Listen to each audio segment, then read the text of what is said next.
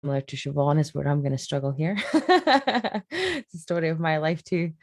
Let me see here. So share screen. Let me know when you can see this in full screen version, or that's what I'm hoping anyway. Yeah, sweet. Okay, perfect. Thank you so much. Right, we'll just get stuck in, everyone. So thank you so much again for having me on board. I am very excited to be part of this once again. So my name is Ali, for anyone who doesn't know me, and I am a NLP life coach and holistic therapist. I kind of specialize when it comes to holistic therapy, a lot to do with inner child work, which is super important.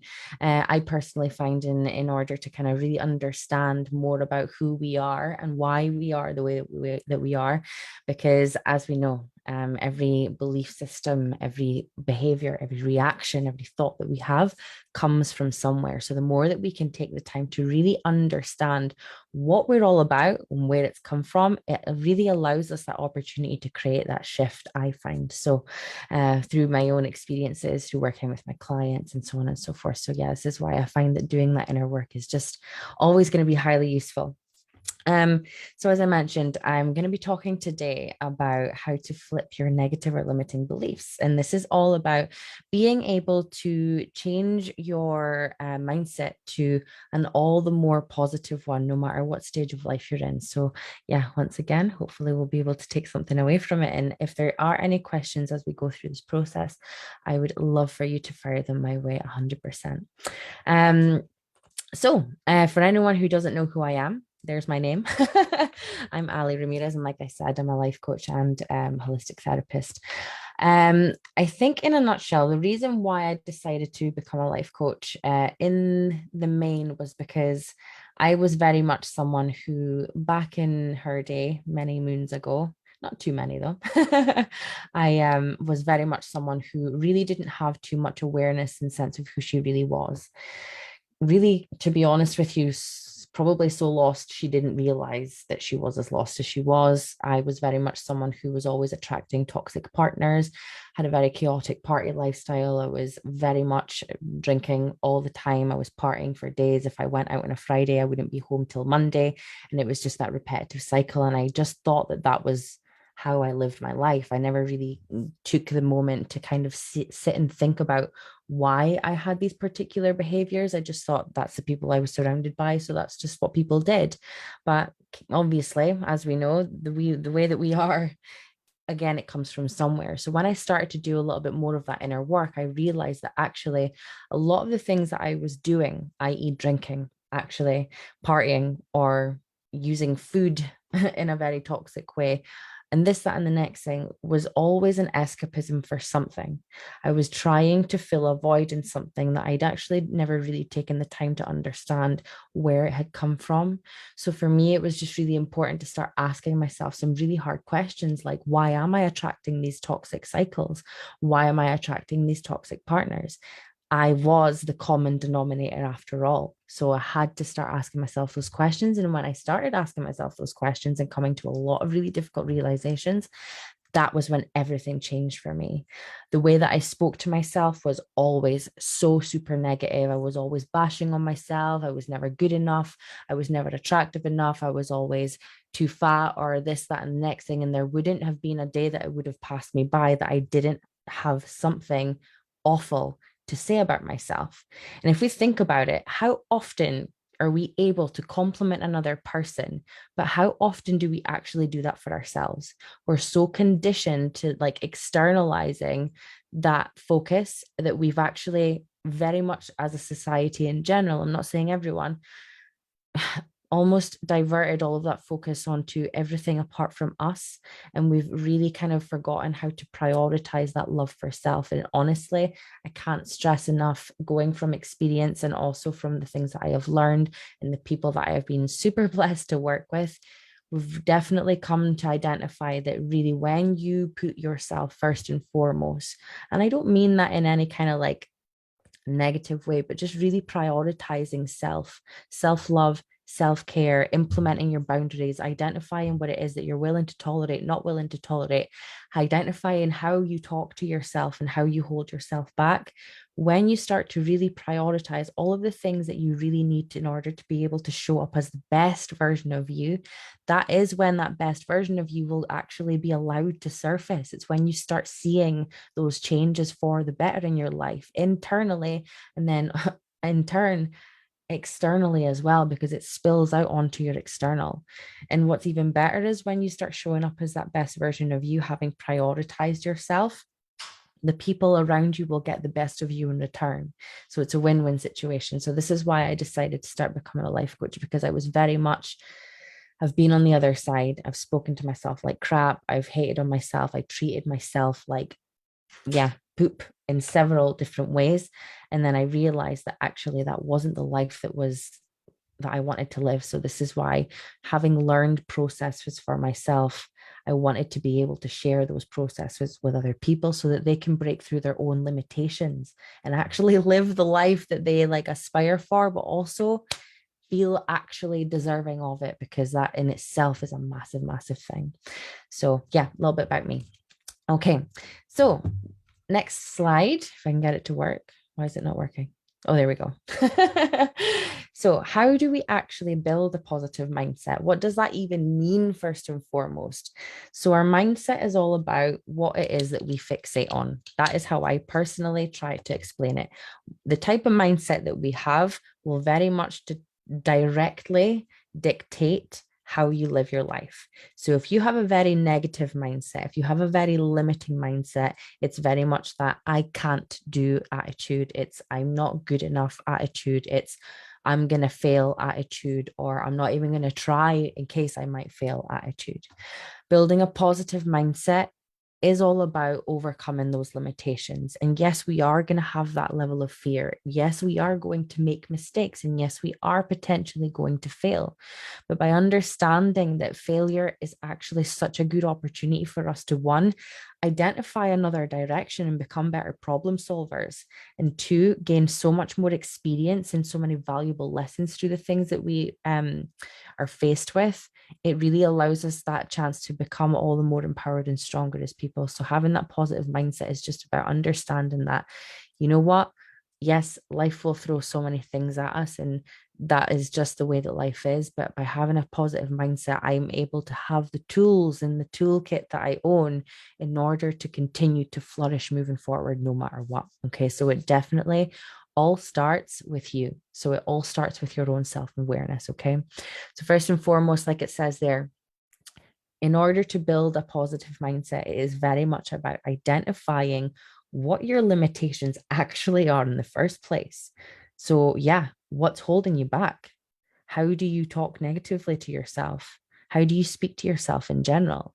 It's all about identifying the kind of language and attitude that you have towards yourself on a day-to-day basis.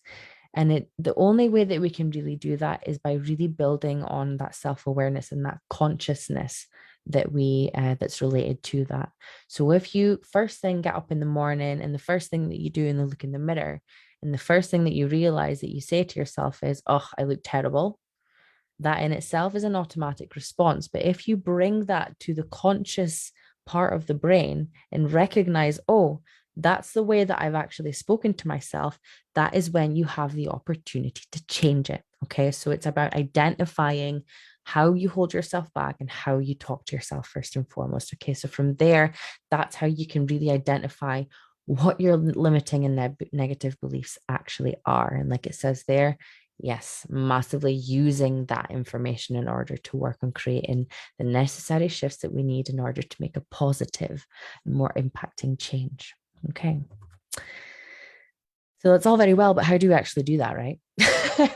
This is the one thing that has always really been a massive thing for me, even through my own personal development journey. Every workshop that I would go on, every webinar that I listened to was always telling you, you have to love yourself, and you have to, give yourself all this love and this, that, and the next thing. And I was always asking the same blooming question. How do I do that?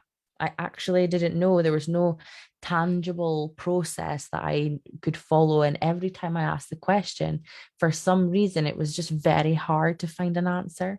So I'm actually going to give you my how-tos that I have personally learned and implemented either through my own experiences or through the things that I have studied. So how do we create those shifts? So in order to actually flip your limiting or negative beliefs, it's very much all about perception. Okay. So, like we mentioned in the slide before, it's identifying how you speak to yourself, it's identifying how you show up for yourself on a day to day basis, and actually find evidence to the contrary of that limiting belief. Okay. So, I'm going to show you how here. If we have a think about, for example, what someone's limiting or negative belief might be, the question that I tend to usually ask people first and foremost is, what do you want to be more of? And usually the answer is something along those lines of, I want to be more confident. I want to be more fit. I want to be more this, that, and the next thing, right? And I'm going to use confidence as an example, actually, because that one tends to come up quite a lot. So by identifying that you say that you want to be more of that thing, you have actually identified your limiting belief because it shows that it is something that you perceive not to have or not to have enough of. Okay, I hope that makes sense because that's really important to note down. So, where you say you want more of something, this is where you believe that you don't either have it or have enough of it at all. So, again, that is your limiting or negative belief. That is the perception that you hold about yourself. And that is therefore why it becomes that belief system that you have. Now, in order to change or flip that limiting or negative belief, again, we need to find evidence to, show the contrary to that particular statement. So, where we've said that we wish that we were more confident, I tend to use an affirmation process for myself in order to actually flip it. So I change that statement that I've identified where I said, I wish I was more confident, and I change it to a positive affirmation, something along the lines of, for example, I am confident. Nice, simple, and straight to the point. Okay. But it's all very well saying, okay, well, you're telling us now that we have to say that we are confident, but what if we don't actually believe that? Oh, believe me, I've been there. Again, every course that I did, no matter what coach I had, all the work that I was doing, they were all telling me the same process. You know, the more that you repeat your affirmations and so on, the more that you will begin to believe them. And 100%, that is very much a contributing factor. It's science at the end of the day. We know how the brain works. But when I started actually studying myself into the likes of, how the brain works and neuropsychology and everything, I actually identified almost what was for me a missing piece. And that was actually experience. So, like evidence. Now, what I mean by that is, if you think about a time in your life where one thing happened, or some person in your life said that one thing to you, and it stuck with you for the rest of your days because you still carry that memory now. That isn't a repeat and repeat and repeat kind of process. That is just a very much one-off experience that has stayed with you. So what I actually started doing for myself was I used the yes, repeat to yourself process, but I actually started backing up my affirmations with experience so that they had substance behind them. There was actually value behind what I was saying. If I was able to show myself evidence of examples that really dictate and give evidence to the affirmation that I had for myself, that's when it changed the game. So, what I started doing was under my affirmation, for example, of I am confident, again, when I never had any evidence to show what that might look like, I wasn't able to believe in what I was saying. Therefore, I couldn't change that negative belief. But when I started adding bullet points and creating a list of any single time in my lifetime that I required confidence to achieve something, I added it under my affirmation. And then lo and behold, there was the experience. There was the evidence behind my affirmation that allowed me to actually believe in what the fuck I was saying. And it totally changed the game for me.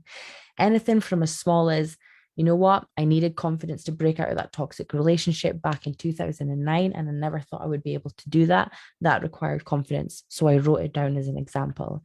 Another time, I had to go to the supermarket and I didn't have enough time to put my face on, and I've never done that before. So I went and I did it and I smashed it. I got out of my comfort zone. I needed confidence to do that. Boom, there was another example. Oh, I did a 5K for Baker Hughes like one summer in whatever year, and I never thought I would even be allowing myself to be seen running in public. I needed confidence at one point in order to do that. It's all of these things that really allowed me to really identify, like, oh, actually, this belief system that I have, it's a load of shit. It's just how I saw myself because I was holding on to all the negative. I never took the time to really see all of the other aspects. And this is how we really allow ourselves the opportunity to change our negative belief systems into really empowering positive ones. Okay. So I hope that everyone's understood me here. And if anyone's got any questions, please do fire them my way. I'm just going to quickly check the chat function for the meantime. Siobhan, this is such a powerful technique. Thanks so much for sharing. Oh, thank you for that feedback, Siobhan. I really appreciate that. Okay, so now with that in mind, I thought that I would maybe run through a little bit of the affirmation process because not everyone knows what it is. So, when we're talking about affirmations, they're basically statements in a nutshell. An affirmation is a statement. So, you can have positive affirmations and equally you can have negative affirmations. So, that negative affirmation that we were talking about before, I'm not good enough. I can't do it. All of these things, the way that we speak to ourselves, they're affirmations at the end of the day. And those are obviously negative ones. So, having positive affirmations in our life are things that we say to ourselves that are not negative and they're far more directed towards creating that self improvement for the better. Okay. So, like it says there, positive affirmations are proven methods of self improvement. And that's because they actually have the capacity to rewire your brains. I'm actually not joking. It's so, I really do. I find how the brain works and how that associates with our behaviors and our belief systems and stuff so interesting. I know it's a total nerdy thing, but I'm so into it. But they absolutely have. They've identified on so many levels how positive affirmations can actually create changes in our brains that create more of a positive mindset moving forward. So the more that we work on positive affirmations, things to be thankful for, finding the silver lining, finding something positive about ourselves, the more that we find something positive in ourselves, the more that we're strengthening the neural pathways in our brain that are more hardwired towards a positive mindset rather than the negative. Because as we know, as humans, we're just wired to look for the negative because we're wired to look for the threats. It's just how it is in our DNA. You know, back in the days when we were cavemen, we were always looking out for the, I don't know, the saber-toothed tiger or the bear, but that we're just not in that kind of era anymore. However, we still have the brain's fear center trying to keep us safe. And it's very much necessary. It's why we're always wired to look for the threat and look for the negatives. But when it comes to personal development and self-improvement and self-love and self-belief, that's when it can hold us back. So this is why we really need to press through our comfort zones as often as we can, because the more that we do something that creates a positive change, we create and strengthen those neural pathways in our brain that allow us to have more of a positive thought process. So like it says there, positive affirmations activate the reward system in our brains, pushes our brains to form new clusters of positive thought neurons. So the more that we do something for the better, the more it becomes a default, is basically what I'm trying to say. Okay, so how do we use affirmations? So first and foremost, we create the affirmation. However you decide to do that for yourself, it can be very simple. It can be as simple as the examples that I gave: I am confident, or I am working towards being more confident, or it could be I am working on myself in order to become the best version of me. Another affirmation might be something along the lines of I am grateful for the things that I have in my day. It depends what it is that you actually want to achieve for yourself that will direct what it is that you have to say for your affirmations. Okay. But you just need to make sure that when you do create those affirmations, you make sure that you reiterate them to yourself on the daily. Again, we're reverting back to that whole thing about strengthening those neural pathways in our brain. Okay. Now, yes, you can absolutely affirm them to yourself, but I've added a couple more examples of how you could also do this just to almost like emphasize and elevate that brain programming. So write them on sticky notes, put them on your mirror. I actually have sometimes have them kicking around the house so that every time close to my like light switches, so that every time I go to switch the light on, I read my affirmation to myself. Again, programming that brain. You can have them on your phone, you can listen to them in recordings and things. It entirely depends on how you best see fit that in your day-to-day schedule, that you'll allow yourself that kind of chance to think about how it is that you're going to be able to program your affirmations into your physiology all the more. But I definitely would say that above all else, whenever you do your affirmations, if it's on the daily, if it's not on the daily, either way, this is a huge, huge thing. I massively suggest that you repeat your affirmations to yourself as soon as you identify yourself engaging in that negative thought or behavior that you are trying to overcome with that positive affirmation. Okay. So let's just say, for example, yeah, okay, here's a good example. So I injured my shoulder, I think maybe 2 years ago now. And I remember for so long, I was almost kind of wallowing in that injury every time I went back to training thereafter. I was like, oh, I can't do push-ups because my shoulder's still sore. I'm still injured. And it was like a freaking year and a half ago that something happened, right?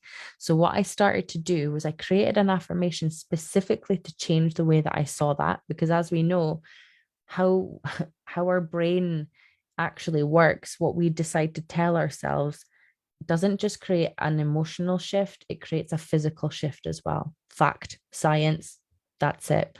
So when I started going back to the gym again, and I created this new affirmation that was something along the lines of, my shoulder is healing and getting stronger, I would actually put myself in a position where I would do something that I was trying to avoid beforehand. So there's that flip, i.e., press ups, maybe like little baby ones, but albeit still press ups. And I would affirm to myself every single time I did a new press up, my shoulder is getting stronger. My shoulder is getting stronger. And I promise you, within the month, I was smashing out press ups like I did the 2 years before I got injured. It's all about what you tell yourself. So, affirmations, I can't stress this enough, are super, super, super powerful when it comes to creating change. Such a good idea about the light switches. Yeah, it's just a game changer. I think it's because, like, yeah, the more that you can find areas that you see and use on a daily basis to reaffirm these affirmations for yourself, the stronger those neural pathways are going to get. So, yeah, thank you for that feedback again, Siobhan. Okay, what have we got next? So, now this is actually another thing I really wanted to kind of emphasize when it comes to affirmations. I can't stress this enough. Actually saying them out loud is a whole other ballgame. Writing them down, reading them to yourself, yes, it will still continue to strengthen those pathways in our brain and so on and so forth. However, we know now that the actual amount of effort that our body's physiology takes to actually saying something out loud just creates such a stronger programming. It's actually wild. I was listening to a neurobiologist podcast that really got me like into some really deep rabbit hole thereafter about the power of language and saying things out loud. And basically, he was doing a case study, I think at Stanford University in America, where they identified that through this case study, 90% of the people that carried out this case study that said a negative thing about whatever area they were working on, that negative thing actually became reality. So if you think about every single thing that you say out loud has 90% more of a chance of actually becoming tangibly in this life form, how scary is that? So this is when I say to my friends and my clients and even myself, even if it's as a joke, when I want to speak to myself like crap again, I don't even say it out loud. I don't do that anymore because I know the impact that it creates on our brain and then therefore the rest of our body and the way that we think and the way that we act and the way that we treat ourselves. So yeah, 90%. How mad is that? Anyway, I went off on a tangent there. But yes, when we say these words out loud, we create those links in our memory that really, really leave us a really strong subconscious pathway that keeps getting embedded and embedded and embedded all the more. So yes, like I said, while writing it down and read it back to yourself and so on and so forth, it very much creates a shift. Actually saying these things out loud is a whole other ballgame. So I definitely recommend that you give that a try when you're doing your affirmations, if you don't already, of course.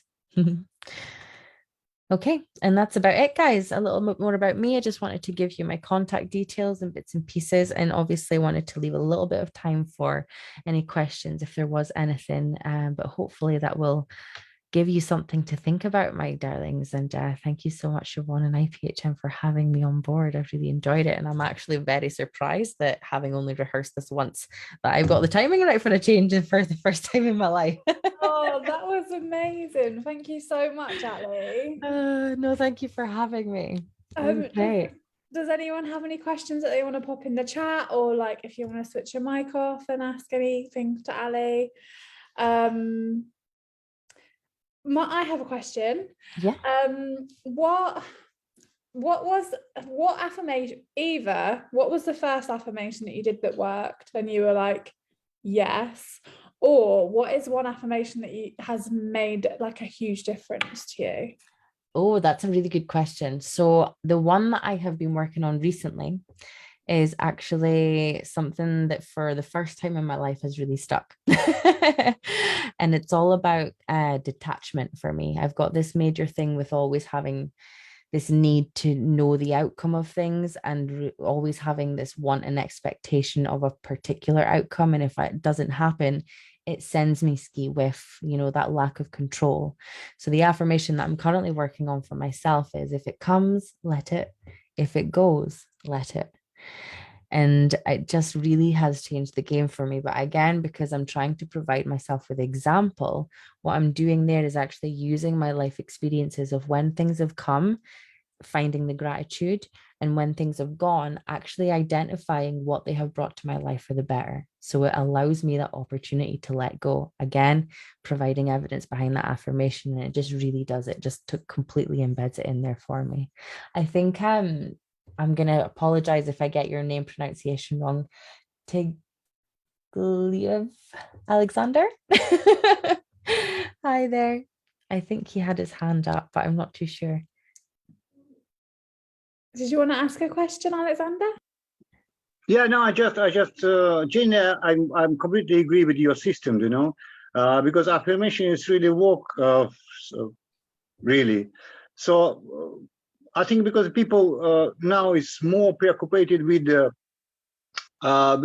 surrounding the situations, as they trying to get away the negative energy from them. They trying to get away the demons, etc., etc. But finally, I think it's much more simple. The situation is, if you walk in with yourself, yeah, if you walk in with your vibration, I mean, you increase your energy, you increase your vibration, and all negativity is jumping out because it's not compatible with your energy. That's how it works. So practically you need to work with yourself, and that's the main basic thing. And we need to explain it for the people who we working, who we training, for they don't need to fight with anything around themselves. So they need to look inside, and practically there is all sources for the energy, for the all kind of stuffs in your life. So I think that's much more simple. I love that. Yeah, 100% agree. Yeah, absolutely. It's all about looking within, isn't it? Amazing. Thank you. Amazing. Thank you so much, Ali. That was incredible. I'm going to stop Facebook.